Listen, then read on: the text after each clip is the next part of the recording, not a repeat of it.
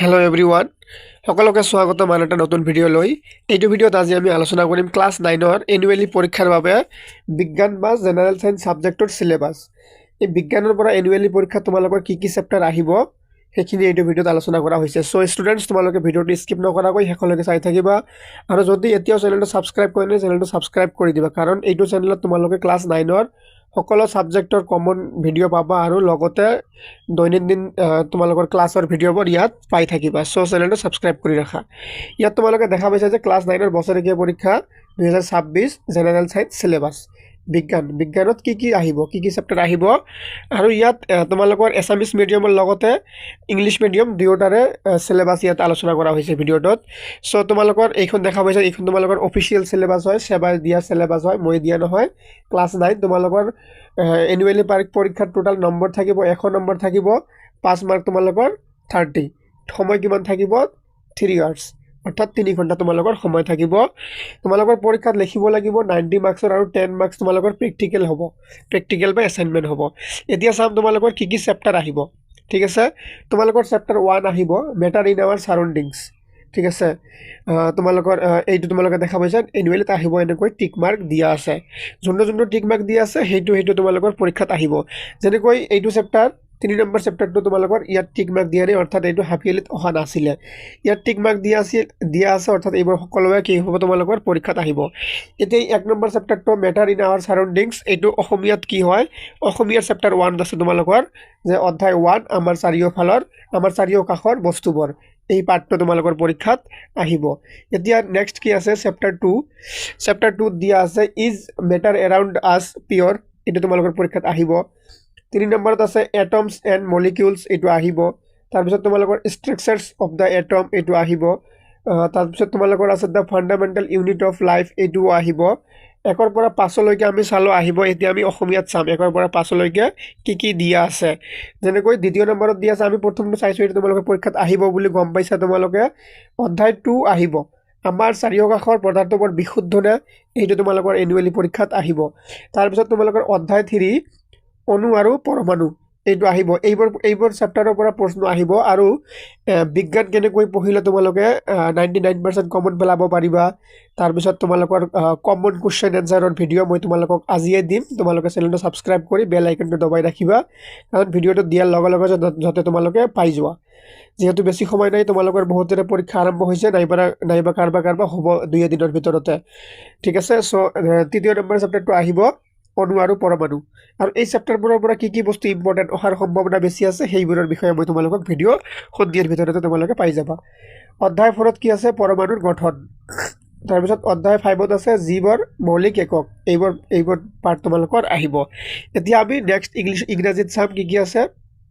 আমাৰ 5 নম্বৰলৈকে আমি দেখিলো যে 5 নম্বৰলৈকে তোমালোকৰ এনুৱেল পৰীক্ষাত আহিব 6 নম্বৰত দিয়া আছে টিস্যুজ এই পাৰ্টটো আহিব টিস্যুজ এই চেপ্টাৰটো আহিব যোনজন ইংলিশ মিডিয়ামৰ ষ্টুডেন্টছ আছে তোমালোকে নিজৰ কিতাপত দাগ দি লোৱা কোনবোৰ আহিব টিস্যুজ পাৰ্টটো আহিব টিস্যুজ পাৰ্টটো অসমীয়াত কি আছে 6 নম্বৰত যে কলা টিস্যুজৰ অসমীয়া হ'ল কলা এই কলা নামৰ পাৰ্টটোৰ পৰা তোমালোকৰ প্ৰশ্ন এনুৱেলি পৰীক্ষাত আহিব তাৰপিছত তোমালোকৰ 7 নম্বৰত দিয়া আছে ডাইভাৰ্চিটি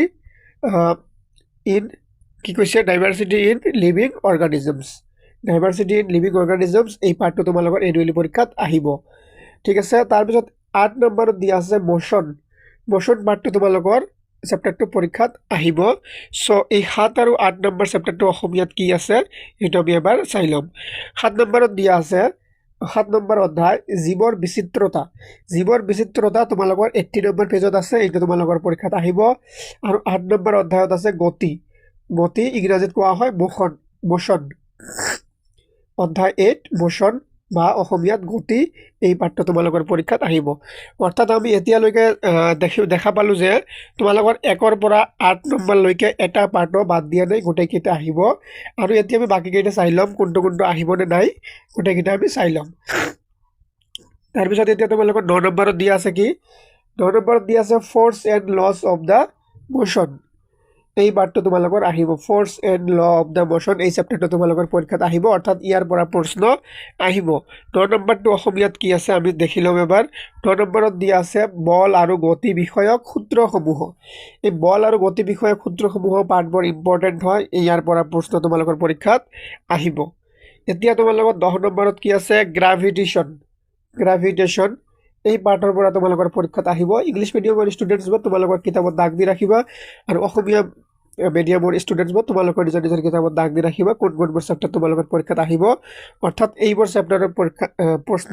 আহিব ইয়াৰ পৰা ঠিক আছে 10 নম্বৰ পাৰ্টটো অসমীয়াত কি আছে 10 নম্বৰত দি আছে মহাকৰ্ষণ 10 নম্বৰ অধ্যায়ত আছে মহাকৰ্ষণ এই পাৰ্টটো তোমালোকৰ পৰীক্ষাত আহিব 131 নম্বৰ পেজৰ পৰা আছে এতিয়া তোমালোকৰ 11 নম্বৰত কি দিয়া আছে ওয়াৰ্ক এণ্ড এনাৰ্জি এই পাৰ্টৰ পৰা প্ৰশ্ন আহিব এইটো দেখা পাইছা তোমালোকৰ টিক মাৰ্ক যোনটো টিক মাৰ্ক আছে অৰ্থাৎ এইকেইটা পৰীক্ষাত আহিব তোমালোকৰ 11 নম্বৰ পাৰ্টটো অসমীয়াত কি আছে অসমীয়াত মই এবাৰ দেখাই দিম 11 নম্বৰত আছে কাৰ্য আৰু শক্তি তাৰপিছত এতিয়া তোমালোকৰ 12 নম্বৰত কি দিয়া আছে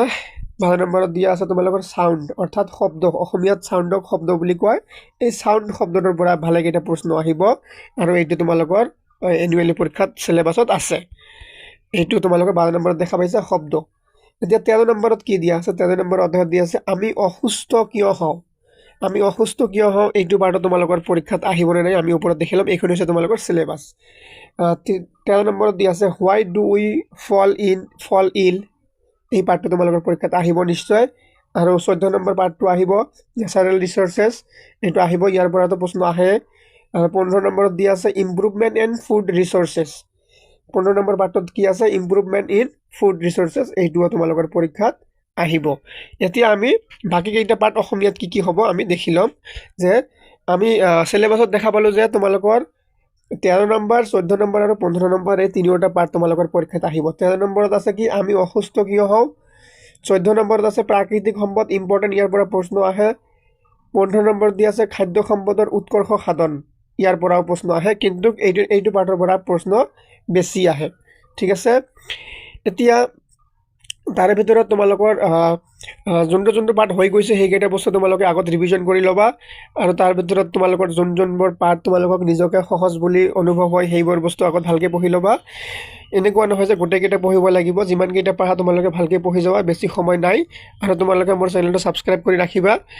যিহেতু তোমালোকৰ আৰু বেছি সময় নাই তোমালোকে কমন ভিডিঅ' পঢ়িব লাগিব মই এনেকৈ এবাৰ দি দিছোঁ তোমালোকে স্ক্ৰীনশ্বট মাৰি ল'বা ইয়াৰ 1ৰ পৰা 15 নম্বৰলৈকে গোটেইকেইটা তোমালোকৰ পৰীক্ষাত আহিব এইখিনি হ'ল ফাইনেল কথা এইটো হ'ল অসমীয়া মিডিয়ামৰ তোমালোকে স্ক্ৰীনশ্বট মাৰি লোৱা এতিয়া মই ইংলিছ মিডিয়ামত দেখাই দিম এইটো তোমালোকে ইংলিছ